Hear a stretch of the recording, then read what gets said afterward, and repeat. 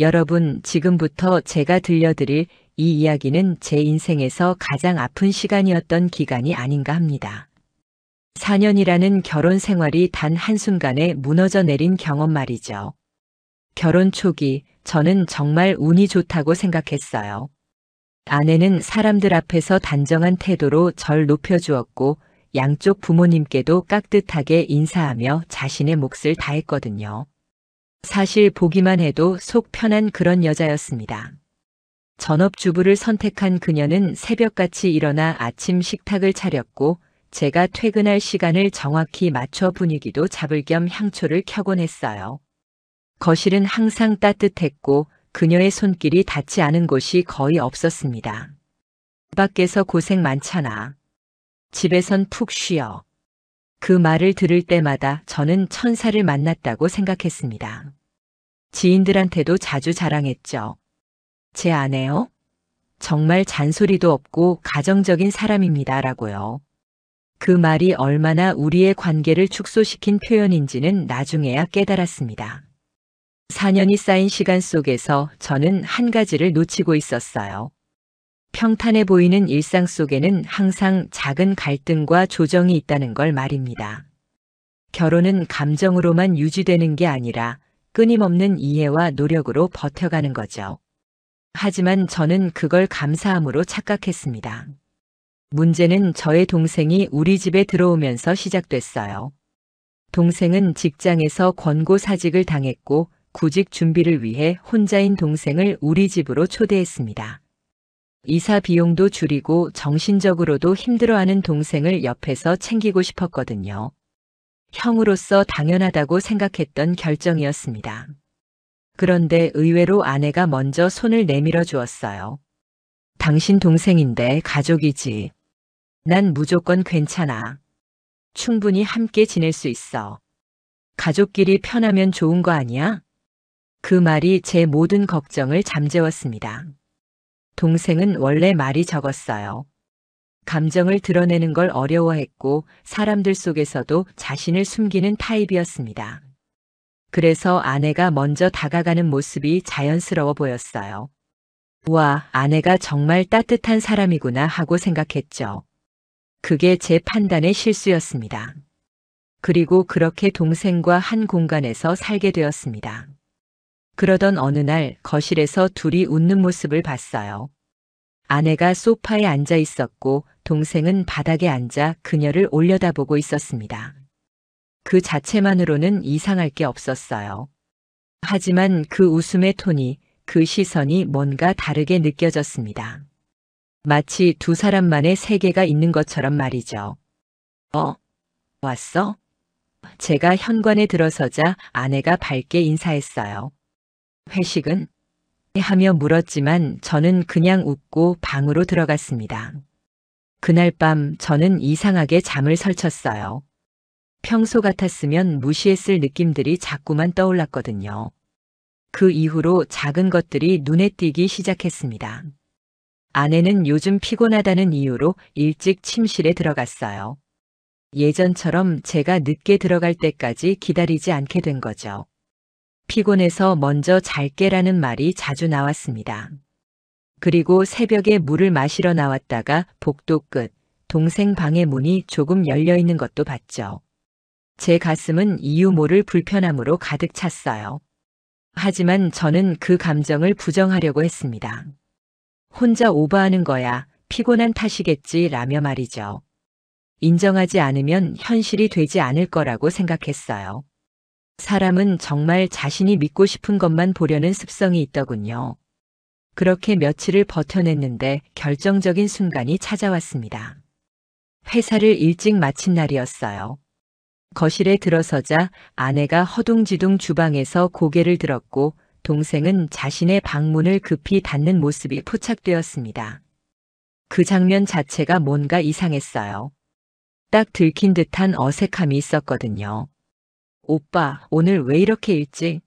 아내가 웃으며 물었지만 그 웃음은 너무 빨랐고 목소리는 평소보다 두어 옥타브 높았습니다.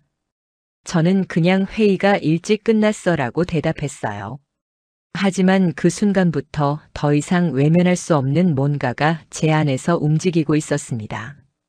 그날 밤 저는 소파에 앉아 오래도록 생각에 빠졌어요. 그리고 처음으로 스스로에게 인정했습니다. 이건 분명히 뭔가가 있다. 그 순간부터 저는 모든 감정을 내려놓기로 결심했습니다. 슬픔도 분노도 나중의 문제입니다. 지금은 명확하고 정확한 사실을 파악해야 했어요. 어설픈 추궁은 오히려 제 입장을 더 약하게 만들 수 있었습니다. 더구나 상대가 천사의 얼굴을 하고 있었어요. 저는 이미 한 번 속았으니까요. 그래서 저는 아주 조용하게 그리고 아주 신중하게 움직이기로 했습니다. 첫 번째로 한 일은 거실의 공기청정기 뒤편에 초소형 CCTV를 설치하는 것이었어요. 일주일 뒤 새로운 공기청정기가 필요하다며 새 것으로 교체한다고 말했을 때 아내는 아무 의심도 하지 않았습니다. 평소 생활용품을 자주 바꾸던 저니까요. 그렇게 자연스럽게 카메라는 거실과 주방, 복도 일부를 동시에 촬영할 수 있는 각도에 자리 잡게 됐습니다. 녹음이 선명하게 되지 않더라도 움직임과 표정, 신체 접촉만으로도 충분히 의미 있는 기록이 될 수 있다고 판단했습니다. 스마트폰과 연동된 영상은 암호화된 클라우드에만 저장되도록 했습니다. 그 다음 저는 예전에 쓰던 구형 휴대폰을 꺼냈어요. 그 폰에 자동 통화 녹음 앱을 설치하고 제 휴대폰으로 들어오는 모든 전화가 동시에 기록되도록 설정했습니다. 일종의 백업 장치였죠. 며칠이 지났습니다. 저는 평소처럼 정말 평범한 남편처럼 행동했어요. 아침에 출근하고 저녁에 돌아오고 주말에는 함께 시간을 보냈습니다. 하지만 제 눈과 귀는 항상 깨어 있었습니다. 어느 날 저녁 식사 중 저는 일부러 동생을 향해 물었어요. 요즘 자주 와인 마시던데? 와인 좋아하나 봐? 동생은 순간 고개를 갸웃했어요. 그냥 가끔이라고 짧게 대답했죠. 그러자 아내가 끼어들었습니다. 오빠는 술을 별로 안 좋아하니까 같이는 못 마시고 그래서 가끔 기분 전환하려고 그런 거겠지? 라며 덧붙였어요. 그 기분 전환이라는 단어가 계속 맴돌았습니다. 무엇으로부터의 전환일까? 무엇과의 비교일까? 그녀의 한마디 한마디가 조금씩 조각을 맞춰가고 있었어요. 다음 수를 두기로 결심했습니다. 저는 휴가를 내기로 했어요. 하지만 아내에게는 평소처럼 출근한다고 말했습니다. 실제로는 회사 근처 카페에서 노트북으로 원격 업무를 하며 시간을 보냈죠. 그날은 수요일 오전이었습니다. 제가 집을 나서고 난 뒤 스마트폰에 알림이 울렸어요. 아내의 위치 공유 알림이었습니다. 아내가 단지 내 편의점을 방문했다는 기록이었죠. 2시간 후 저는 아무 소리도 내지 않고 집에 들어갔습니다. 현관을 열자마자 이상한 게 눈에 띄었어요. 거실 쿠션이 평소와 다른 방향으로 돌려져 있었고 테이블 위에는 포도와 치즈가 놓여 있었습니다. 분명 아침에는 없던 것들이었어요. 포장지는 이미 벗겨져 있었고 포크 하나가 꽂혀 있었습니다. 누군가를 초대하기 위한 준비였습니다. 저는 그날 저녁 퇴근한 척 집으로 와서 의도적으로 무심하게 물었어요. 낮에 뭐 했어? 그냥 집에 있었지. 청소하고 세탁기 돌렸어. 집이 깨끗하네. 포도랑 치즈는 언제 사온 거야? 아내는 잠시 멈칫했어요. 그냥 마트 돌아다니다가 샀어라고 대답했습니다. 저는 그냥 웃고 고개를 끄덕였습니다. 하지만 제 안에서는 모든 조각이 맞춰지고 있었어요. 그날 밤 저는 CCTV 영상을 확인했습니다. 오전 11시 36분. 아내가 분홍색 실내복을 입고 테이블 위에 포도와 치즈를 조심스럽게 놓는 모습이 찍혀 있었어요. 11시 40분. 동생이 자신의 방에서 나와 아내에게 무언가를 건넸습니다. 그것이 무엇인지는 각도상 보이지 않았지만 동생의 표정은 조심스러웠어요. 그 다음 둘은 테이블 앞에 마주 앉았습니다. 12시 15분경. 두 사람은 여유로운 표정으로 포도를 나눠 먹으며 웃고 있었어요. 그 웃음은 평소 저와 있을 때의 그것과는 명확히 달랐습니다. 너무 가볍고 너무 편했어요. 12시 20분경. 둘은 소파에 나란히 앉았습니다. 대화는 멈췄어요. 하지만 시선은 계속 마주쳐 있었습니다. 그 침묵이 담아낸 의미가 뭔지는 너무 명확했습니다. 그리고 그 순간 누군가의 손이 카메라를 가렸어요. 딱 하는 소리와 함께 화면이 검은색으로 변했습니다. 그 검은 화면 속에서 저는 한 가지를 깨달았습니다. 이제 더 이상 혼자 속상해하고 화낼 필요가 없는, 그냥 복수만 철저하고 확실하게 하면 된다는 것을요. 카메라가 가려진 순간 저는 모든 감정을 완전히 없애버렸습니다.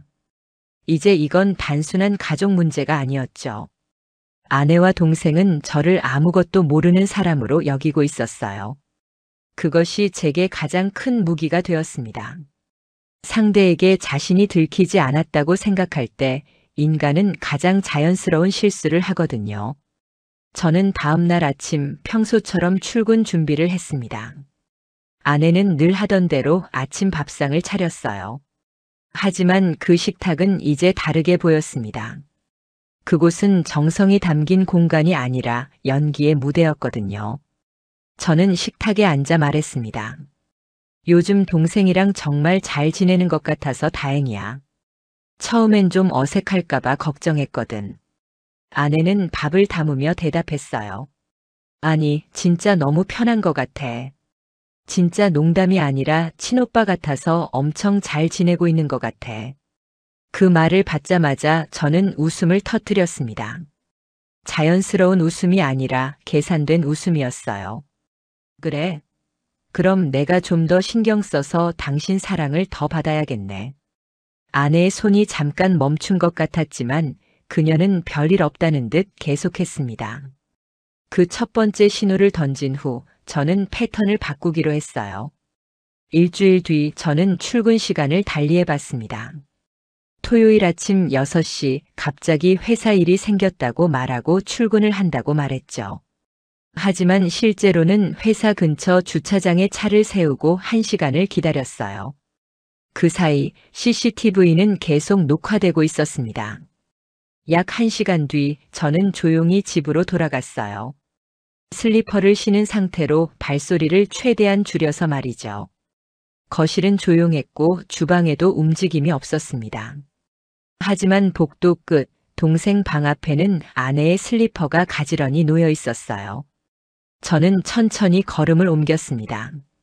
방 안에서 낮은 목소리와 희미한 웃음이 들렸어요. 그 소리는 어떤 형태의 대화도 아니었습니다. 그냥 누군가와 편안함을 나누는 그런 웃음이었죠. 제가 방문 손잡이에 손을 가져가려는 바로 그 순간 안에서 딸깍 하는 소리가 났어요. 문이 잠기는 소리였습니다. 그건 충분했습니다.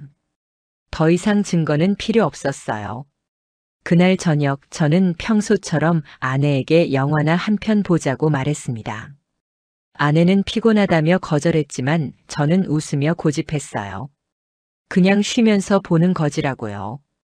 영화를 틀었습니다. 조명을 어둡게 하고 아내 옆에 앉았어요. 저는 화면만 바라봤습니다. 말 한마디도 하지 않고요.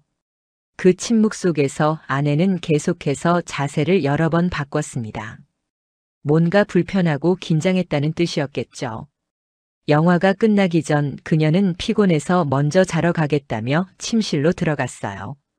그 밤 저는 다시 한번 영상을 확인했습니다. 오후 2시 30분경. 아내와 동생이 거실 소파에 앉아 손을 잡고 있었어요. 그건 그냥 손을 잡는 것 이상의 의미가 있었습니다. 누군가를 다시는 놓지 않겠다는 그런 손잡음이었거든요. 그 다음 장면에서 정말 중요한 순간이 포착되었습니다. 동생이 무언가를 중얼거렸고 아내가 그에게 가까워졌어요. 그러더니 아내가 말했습니다. 형이 너무 둔해서 다행이야. 만약에 좀 더 똑똑하고 눈치 빨랐으면 진짜 들키고 남았을 거야. 그 문장은 끝나지 않았지만 그 의미는 명확했습니다. 그들은 저를 무시하고 있었던 거죠. 단순히 불륜이 아니라 저를 우습게 여기고 있었어요. 그건 배신이라는 단어로도 부족했고 그 어떤 단어로도 설명할 수가 없었어요. 저는 그 영상을 여러 번 재생했습니다. 다시 한번 또다시. 그 과정에서 제 감정은 완전히 얼어버렸어요. 슬픔도 분노도 사라졌습니다. 남은 건 오직 한 가지뿐이었습니다. 명확한 결론이었어요. 다음 날 저는 새로운 계획을 짰습니다. 아내와 동생의 경계심을 완전히 없애버리기 위한 목적이었죠. 저는 이벤트처럼 아내에게 화분을 선물했어요. 그리고 동생에게 등을 툭툭 두드리며 요즘 집에서 지낼 만해? 고 물었습니다. 아내와 동생의 표정이 순간 풀렸어요. 마치 자신들이 들키지 않았다고 확신한 듯한 느낌이었죠. 그렇게 사흘이 지났습니다. 그 사흘 동안 저는 그들의 모든 움직임을 기록했어요. 몇 번을 만났는지, 언제 만났는지, 어떤 표정으로 마주했는지. 모든 것이 조각이 되었습니다. 그리고 저는 마지막 카드를 준비하기로 결심했어요. 토요일 오후였습니다. 날씨는 맑았고 바람까지 산뜻했어요. 제 계획을 실행에 옮기기에 완벽한 날씨였습니다. 아침부터 저는 준비했었어요. 짐가방을 일부러 준비하고 출장이 있다고 말했습니다. 목요일 밤부터 짐을 꾸렸어요. 아내 눈에 띄도록요. 그래야 그들의 마음이 완전히 놓이니까요. 출장 다녀올게. 아마 내일 저녁쯤 돌아올 것 같아.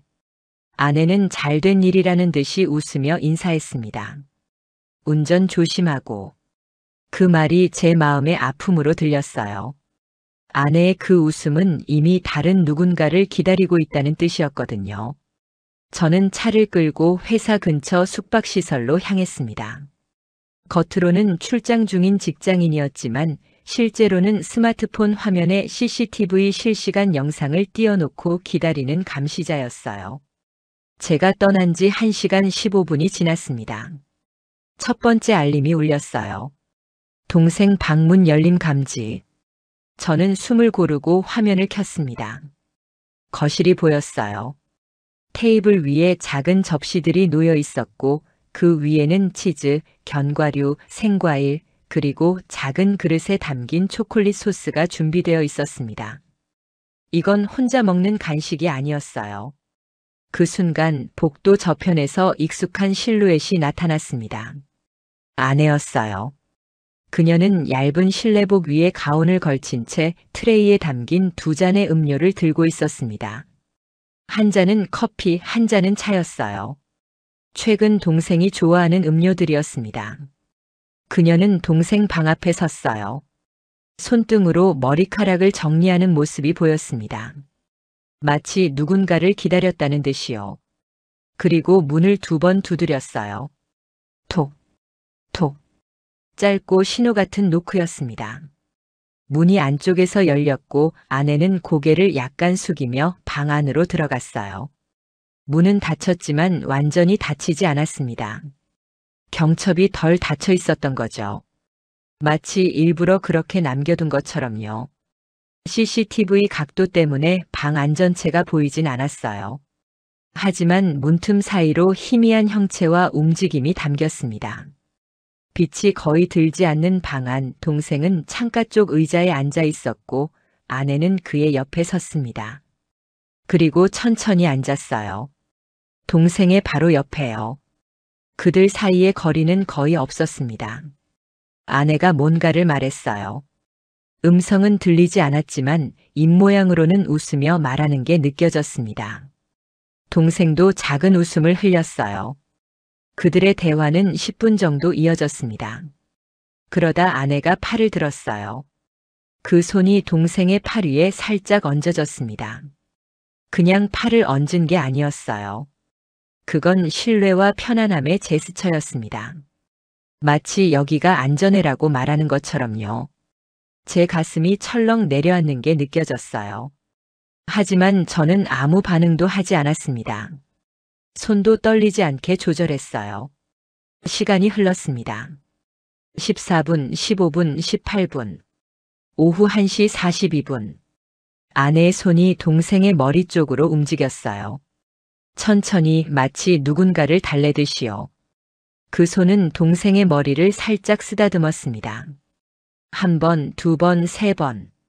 그 손길에서 제가 받지 못한 것들이 모두 담겨 있었어요. 따뜻함, 친밀함, 사랑이라고 부르고 싶은 그런 감정들이 말입니다. 저는 손에 들고 있던 펜을 내려놨습니다. 떨어지는 소리조차 크게 들렸어요. 20분, 25분, 30분이 지났습니다. 오후 1시 58분. 둘은 천천히 움직이기 시작했어요. 아내가 먼저 일어났고 동생도 따라 일어났습니다. 그들은 복도로 나왔어요.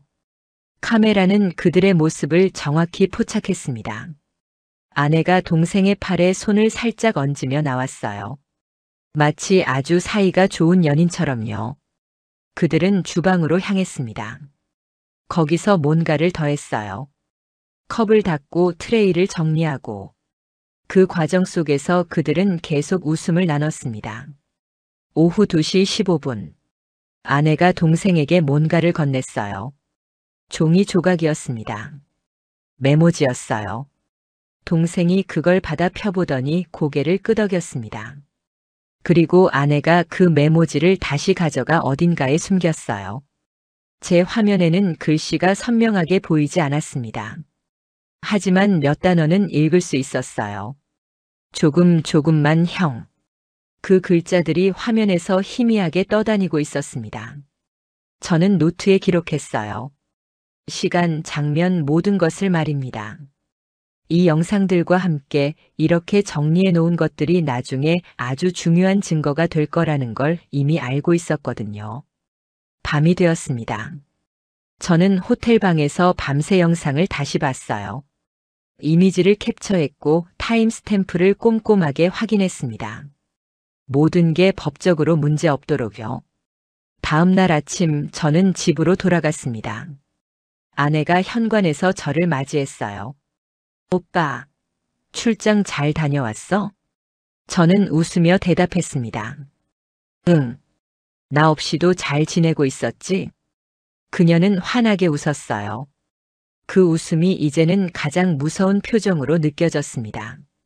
출장에서 돌아온 다음 날 저는 평범한 남편으로 돌아왔습니다. 하지만 이제 그건 연기였어요. 자연스러운 연기였죠. 일요일 아침이었습니다. 아내가 미역국을 끓였어요. 평소보다 정성이 들어간 것처럼 보였습니다. 오빠 생일은 아니지만 그냥 끓여봤어. 출장도 고생이었잖아. 그 말을 들었을 때 저는 냉정하게 한 가지를 깨달았습니다. 이 모든 따뜻함은 죄책감에서 비롯된 거라는 거요. 자신들의 행동을 감싸기 위한 위장이었던 겁니다.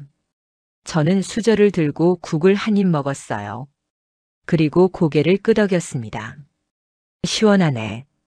요즘 요리 실력이 많이 늘었나 봐. 그 말 한마디에 아내의 젓가락이 순간 멈췄어요. 아주 짧지만 충분히 눈에 띄는 정도로요. 제 말 속에 숨겨진 의미를 감지했다는 뜻이 아닐까 했습니다. 그녀는 곧 다시 미소를 지었지만 그 미소는 이전과 달랐어요. 조금 경직되어 있었습니다. 그런가? 자주 하다 보니까. 정말이죠. 자주 했으니까요. 제가 없을 때마다 그 누군가를 위해서요. 며칠이 지났습니다. 저는 계획된 대로 움직였어요. 어느 날 거실에서 저는 의도적으로 큰 목소리로 전화를 받기 시작했습니다. 아내는 베란다에서 빨래를 개고 있었고 동생은 방에 있었어요. 충분히 들릴 거리였습니다. 네, 변호사님. 자료는 다 정리됐습니다. 그 말을 하는 순간 복도 쪽에서 인기척이 느껴졌어요. 동생이 방문을 조심스럽게 열어본 것이었습니다. 저는 그를 향해 시선을 두지 않은 채 계속했습니다. 영상이며 음성 파일 모두 백업 완료했고요. 사실관계는 제 손에만 있으니까요. 동생의 얼굴에 핏기가 빠지는 게 느껴졌어요. 하지만 저는 계속했습니다. 내용이 생각보다 상세해서 많이 놀랐네요. 예상했던 것보다 훨씬 노골적이었습니다.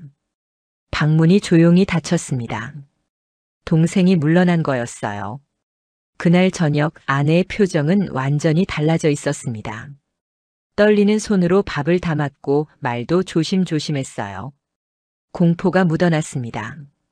다음 날 아침 저는 지갑을 식탁 위에 일부러 두었어요. 그 안에 USB를 살짝 튀어나오게 배치했습니다. USB에는 아무것도 담겨 있지 않았어요. 하지만 중요한 건 그들의 반응이었습니다. 퇴근 후 집에 돌아왔을 때 지갑의 위치는 미세하게 옮겨져 있었습니다. 누군가 확인했다는 뜻이었죠. USB도 손을 댄 흔적이 있었어요. 저는 아무것도 묻지 않았습니다.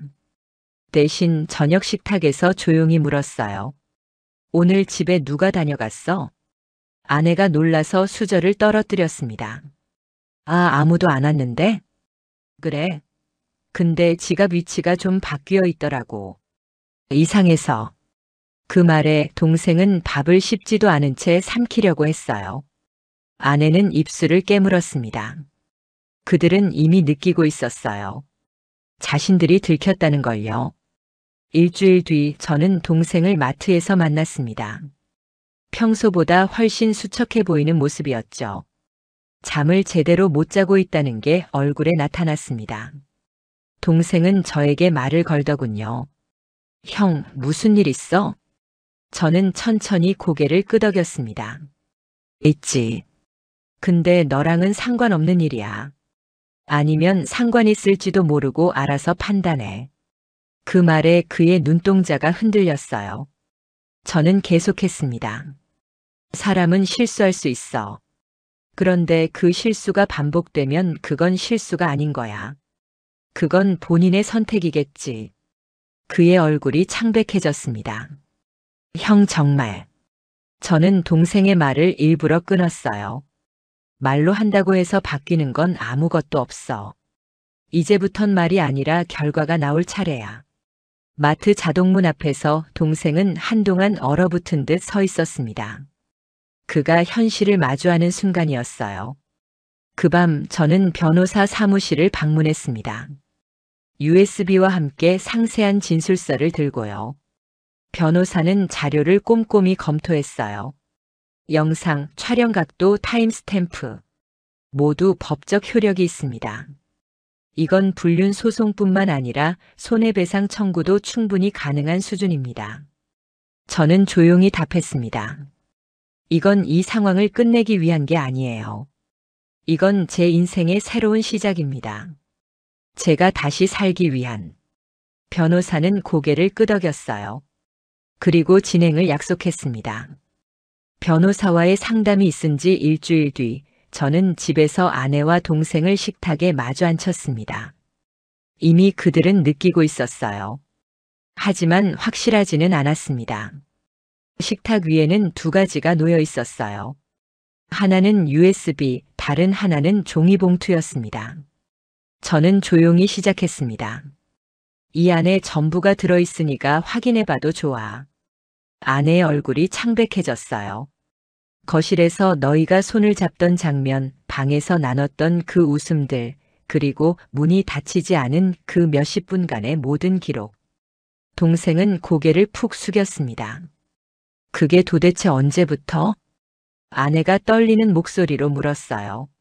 하지만 저는 그 질문에 답하지 않았습니다. 내가 언제부터 알았느냐가 중요한 게 아니야. 중요한 건 지금 이 순간이야. 저는 종이봉투를 열었어요.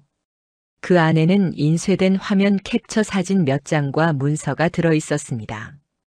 첫 번째 사진은 아내가 동생 방 앞에서 노크하는 모습. 두 번째는 방으로 들어가는 그 순간. 세 번째는 그들이 나란히 앉아 있는 형체. 그리고 마지막은 아내가 그의 머리를 쓰다듬는 장면이었어요. 각각의 사진 하단에는 타임스탬프가 명확히 찍혀 있었습니다. 아내가 그 사진을 들었어요. 손이 심하게 떨렸습니다. 첫 장을 넘기자마자 눈물이 흘렀어요. 하지만 그건 후회의 눈물이 아니었습니다. 들켰다는 절망의 눈물이었죠. 넌 그동안 나한테 아무 말도 하지 않았어. 넌 내게 거짓말로 일관했고, 날 우습게 봤고, 그리고 가족이라고 부르는 사람과 배신을 저질렀어. 아내는 입술을 깨물었어요.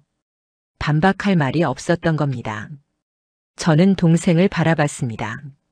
넌 내가 힘들어할 때 가장 가까운 곳에 있어야 할 존재고 내 편이어야 할 사람이야. 그런데 동생이 아니라 결국에는 적이 되는 선택을 했네. 동생은 여전히 고개를 들지 못했어요. 일주일 뒤 법원에 소장이 제출되었습니다. 피고인은 둘이었어요. 첫 번째는 아내, 혼인 파탄의 직접적 원인 제공자로서의 책임. 두 번째는 동생, 불법 행위와 불륜 상대로서의 손해배상 책임이었습니다. 청구액은 총 5천만 원이었어요. 정신적 고통, 가정 파괴, 신뢰 붕괴에 대한 손해배상이었습니다. 첫 조정 기일이 정해졌습니다. 한 달 뒤였어요. 그 한 달간 저는 과거와 현재를 동시에 살았습니다. 낮에는 회사에서 평범한 직장인이었고, 밤에는 변호사와 함께 법적 전략을 짰어요. 아내는 변함없이 밥을 지었지만 그 밥에는 더 이상 따뜻함이 없었습니다. 동생은 대부분 자신의 방에만 있었어요. 조정 기일이 다가왔습니다. 법원 복도는 조용했어요. 아내와 그의 변호사가 한쪽에 서 있었고 동생은 혼자 앉아 있었습니다. 변호사조차 고용하지 못했거든요. 나중에 알았지만 그건 더 큰 죄책감 때문이었어요. 판사실에 들어갔습니다. 판사가 아내에게 물었어요. 불법 행위를 인정하십니까? 아내는 한참을 고민하다 말했습니다. 네, 인정합니다. 혼인 파탄에 대한 책임을 인정하십니까? 다시 한 번의 침묵. 그 다음 낮은 목소리로. 네, 모두 저의 잘못입니다. 동생도 마찬가지였어요. 변명조차 하지 않았습니다. 판사는 저를 바라봤습니다. 합의에 도달할 의사가 있으신가요? 저는 생각했어요. 긴 시간 그리고 답했습니다. 피고인들이 책임을 인정한다면 합의 금액은 조정할 수 있습니다. 하지만 법적 책임만큼은 확실하게 지어야만 합니다. 판사가 고개를 끄덕였어요. 최종 판결은 다음과 같았습니다. 피고인 아내에 대한 판결, 혼인 파탄 책임 100% 인정. 위자료 2천만 원 지급 명령. 이혼 확정. 피고인 동생에 대한 판결, 불법 행위로 인한 손해배상 3천만 원 지급 명령. 개인 신용도 등재. 법정이 무거운 침묵으로 감싸였습니다. 법원을 나오면서 저는 아내와 동생을 마지막으로 봤어요. 그들은 얼굴을 들 정신조차 없어 보였습니다. 아마도 죄책감 때문이겠죠. 그 주 회사에서는 동생의 행위에 대해 알게 되었어요. 어떻게 알았는지는 중요하지 않았습니다. 중요한 건 결과였어요. 동생의 입사 예정이던 회사는 채용을 취소했습니다. 이유는 간단했어요. 도덕성 문제. 동생은 더 이상 제 집에 있을 수 없었습니다. 그는 일주일 뒤 짐을 싸들고 나갔어요. 아무 말도 없이요. 아내는 정해진 기간 내에 위자료를 지급했습니다. 아무 항의도 없이요. 그리고 이혼 서류에 서명했어요. 법원 판결을 받아들였다는 뜻이었습니다. 모든 것이 법적으로 종결되고 난 후에도 저는 오랜 시간 그 법원 계단에 앉아 있었어요. 누군가는 복수에 들뜬다고 말할지 모르겠지만 저는 그렇지 않았습니다. 제 감정은 이미 어딘가에 내려놨거든요. 소음이 가득한 세상 속에서 저는 침묵을 택했습니다. 화도 울음도 소리치는 것도 아니었어요. 그저 침묵했습니다. 그리고 그 침묵이 가장 무서운 것이라는 걸 깨달았어요. 이혼 절차는 생각보다 오래 걸렸습니다. 3개월, 반년, 그리고 마침내 1년이 다 되어갈 즈음 최종 확정이 났어요. 그 기간 동안 저는 회사 생활을 계속했고 친구들을 만났고 일상을 살았습니다. 하지만 그건 모두 연기였어요. 진짜 저는 다른 곳에 있었습니다. 어머니는 제게 전화하셨어요. 목소리가 낮으셨습니다. 내 동생. 우리는 다시 보지 않기로 했다. 그리고 그 며느리였던 여자도 우리 가족에 더 이상 없는 사람이다. 아버지는 저를 불러내셨습니다. 커피숍에서 만났습니다. 너는 이겼다. 감정에 휩쓸리지 않고 끝내버렸다. 그게 가장 어려운 거야. 많은 사람들이 분노에서 헤어나오지 못하고 평생을 그 감정에 지배받아. 넌 다르게 살아갈 수 있겠구나. 그 말을 들었을 때 저는 처음으로 울음이 나올 뻔했어요. 하지만 그 눈물도 흘리지 않았습니다. 제 안에는 이미 눈물을 흘릴 만한 감정이 남아있지 않았거든요. 이혼 확정 3개월 후 저는 우연히 동생을 마주쳤습니다. 회사 근처 건널목에서요. 동생은 저를 보자마자 얼굴이 창백해졌어요. 고개를 돌리려 했지만 이미 늦었습니다. 우리의 눈이 마주쳤거든요. 저는 아무 말도 하지 않았습니다. 단지 그를 바라봤어요. 그 시선만으로도 충분했습니다. 동생은 서둘러 다른 방향으로 걸어갔어요. 도망치듯이요. 그 뒤로는 다시 만나지 않았습니다. 아내는 한 달 뒤에 편지를 보냈어요. 2장짜리 편지였습니다. 처음엔 정말 그냥 편해서였어. 당신처럼 편했어. 그래서 조심성이 없었고 그게 자꾸만 커졌어. 처음엔 농담이었어. 정말이야. 그런데 어느 순간 농담이 아니게 되었어. 나중엔 뭔가 막힐 때마다 그쪽으로 가서 이야기했어. 당신한테는 할 수 없는 말들을. 그게 점점 더 깊어졌어. 나쁜 선택이라는 걸 알면서도 당신을 무너뜨릴 생각은 진짜 없었어. 하지만 결국 내가 무너졌네. 그리고 나 혼자가 아니라 우리 모두가. 정말 진심으로 미안해. 저는 그 편지를 읽고도 아무 감정도 느끼지 않았습니다. 그게 더 슬펐어요.